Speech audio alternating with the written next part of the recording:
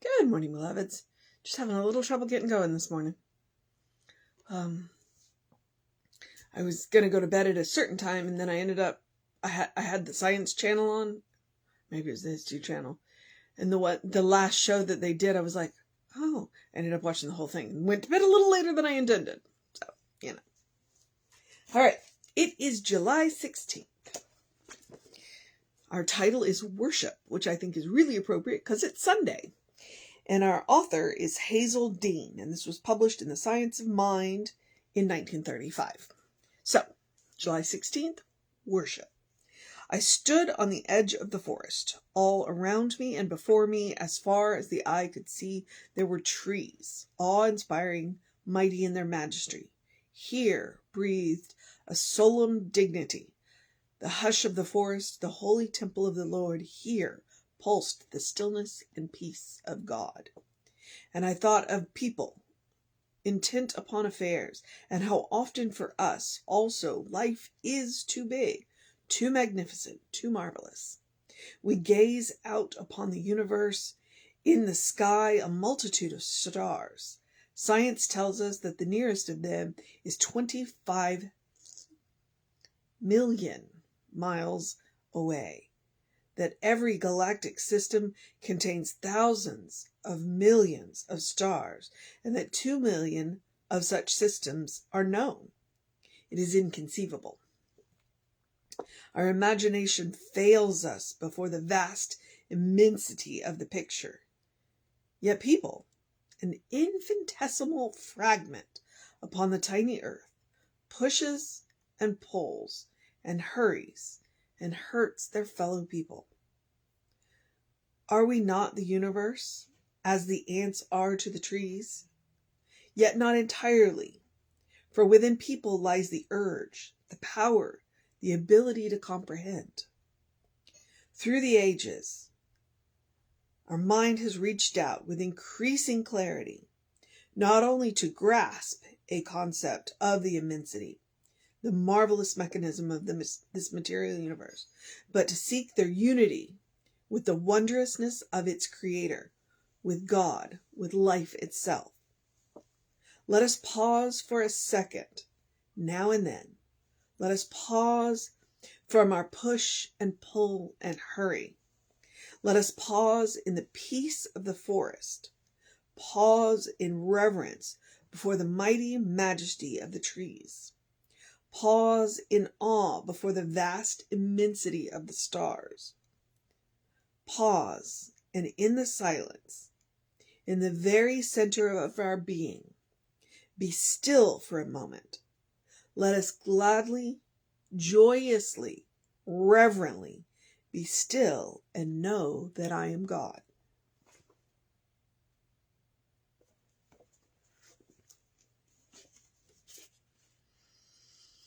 It's interesting that Reverend Jesse is working from Emerson, the essays of Emerson, this month on Sundays, and he's going to be doing circles in just over an hour. He's going to be working from the essay circles from Emerson, and because he's been telling us about Emerson and how Emerson followed a natural religion, and that what Hazel, Deane is talking about. That's what Emerson was talking about. Go out into nature and observe the abundance of nature. Observe the laws of nature. Observe the cycles of nature. And what does that tell you about God? What does that tell you about creation? What does that tell you about life? And we don't do enough of that anymore, I don't think. To spend time with the trees, especially if she was inspired by the mighty red oaks. I've not been to one of the state parks, but I did get to, in one of my early experiences, they took me to, in ministerial school, I got to go to Los Gatos, and there were enormous trees. One of my classmates, who was over 6 feet tall, stood in front of this tree and then stretched his arms out. And there was tree on either side of him, and I was just like, that is a mighty tree. And that's what, to be out there and to listen to the stillness. And even in nature isn't still.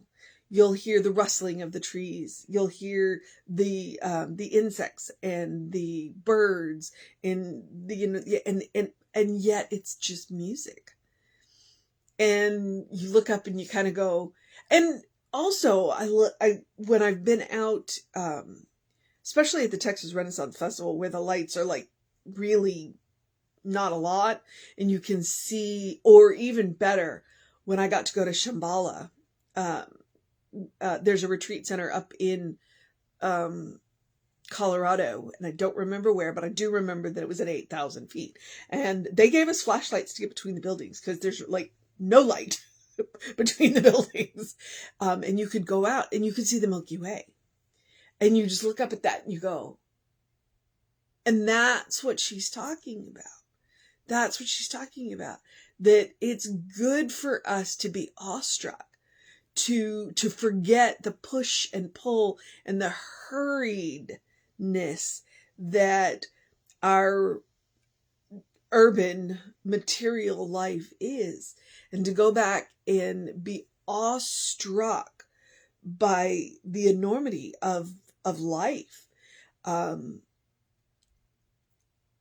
We do narrow God down to that piece that we can deal with and forget. And so we go out into, to the redwood forests, or we go out into places where we can really see the stars. And, we remember that there's so much more. There's so much more. And it's a good idea to do that and to go out into that quiet and have our minds both blown and expanded, and to remember that there's more. There's more. There's more to our lives than just what we get up and do every day. There's more to our lives than the routine. And that occasionally we need to break out of that routine and seek, Now, the good news is that when we do that, one of the things we discover is that God is already right there within us. But to go out and to be reminded of the enormity of life, and that there's more to it than so we don't get trapped in our routines. I've talked about the difference between a rut and a groove, and our routines can definitely become ruts so quickly without us even noticing. It's like we think we're in the groove, and then suddenly we've looked up and a month has gone by and nothing new has happened. And so what she's reminding us is there are places that we can go. Now, if you can't get out into the redwood forest, or you can't get out into an elevation that will show you the stars more than you see normally, you always have the option to go within. That's the good news. That universe that you can see exists within you. So you can go there too, and find that stillness. I do enjoy getting out and listening to the birds sing. That's one of the things that's been interesting, because it's been so hot this summer that I'm not walking. Because when I walk, I listen to music. But when I bike, I don't. Because I'm moving faster and I need to be more aware of traffic. So I listen to the birds. And I've noticed a lot more bird song, different voices. And that's been interesting. So, sometimes it helps us to get back to nature and to look at the abundance of nature and go, wow, there's more to life. There's more to life than the push, pull, and the hurry. And that's what Hazel is reminding us, all of nature.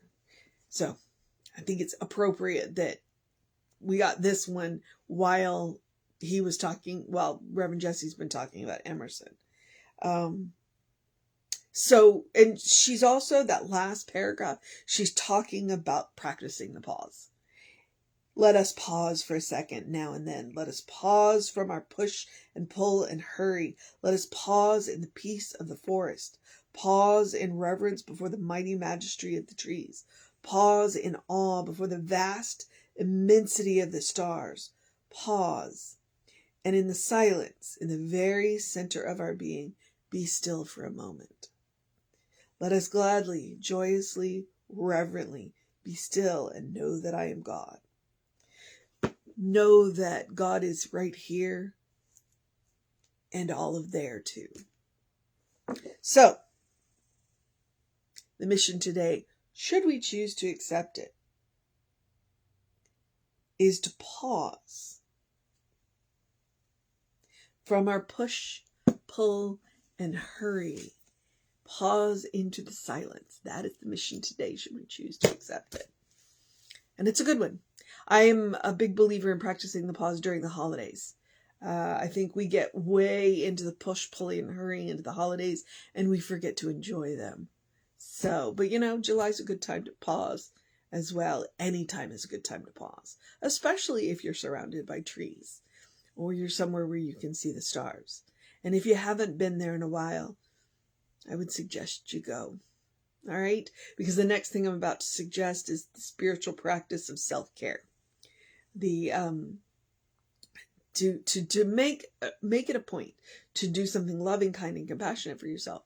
And that's what it looks like. It looks like going out and being among the trees, going out into the forest. Now take all this appropriate safety cautions, especially if you're not outdoorsy, because you can look at me and tell I'm not outdoorsy. I make sure that I go with people who know what they're doing when I go outdoors. Or take yourself somewhere where you can see the stars. Get out of the city and find a place where you can just sit and look at the stars and get away from the light pollution that we have where we can't see the stars. I can see the stars in my neighborhood, but if I, go about 30 miles, then I can really see the stars. It's incredible and amazing. And it reminds me that, how infinitesimally small I am, and yet I'm willing to contemplate the immensity of it. So, and that's what loving, kind, and compassionate can look for you. It can also look like taking a nap and taking a break and taking a walk and getting out of your rut, and taking a break or taking a pause from the push, pull, and hurry. It looks like taking a deep breath before you speak. It looks like eating dessert first, which is my metaphor for your life is a special occasion. Don't save the good stuff. It definitely looks like making room for joy in your life, because there's something joyful about seeing all of those stars. And there's something joyful about being among the trees. Try it. Take care of yourself. If you're going to live a life of service, the first person you have to serve is yourself. You have to take care of yourself. And then all else can be handled. So, all right. And make room for joy. Make room for joy. Please make room for joy. Joy is a quality of God. Therefore, joy is a quality of you. It's just, and that's what the pause is about. The pause is about making room for joy. It's about taking that moment in and saying, yes, no matter what is going on in the world, no matter what's going in your life, you deserve joy. So make room for it. All right. The rest of the suggestions are the usual suggestions. Please do something to engage your mind and your body, unless today is your day of rest. Please drink plenty of water. It is very hot. We have been in the triple digits since the beginning of June. We've gotten very few breaks. So hydrate. Your brain works better your brain and body work better when it is well hydrated. So drink plenty of water. And also get that early in your day bright light. If you, I'm talking 5 to 10 minutes between 7 and 9. And if you get up before that, then artificial light will help too. What I'm talking about is a hormone balance where it's a natural cycle. It's called a circadian rhythm if you want to look it up. And that early in your day bright light will help to reset those hormones and help you to feel, you'll have more energy during the day. You'll sleep better at night. So try it. You might like it. All right. Moving forward into, the last quote, my Ernest Holmes quote, open the windows of your soul. Allow the breath of heaven to remind you do live in heaven right here, right now. It's all around you all the time. All around us all the time because it's all from the same source. Hazel was talking about the immensity of God. That's what it is. Everywhere we look, there God is. Into the far-flung reaches of the space and into the depths of the ocean and into the center of our own being. That's where God is. And if we stop and think about that, then we recognize that heaven It's a mindset. It is a state of consciousness, state of mind. And when we learn to create heaven for ourselves that way, it ceases to be a place we have to get to and can become any place we are. And it's really incredible and amazing, and, try it. Surprise!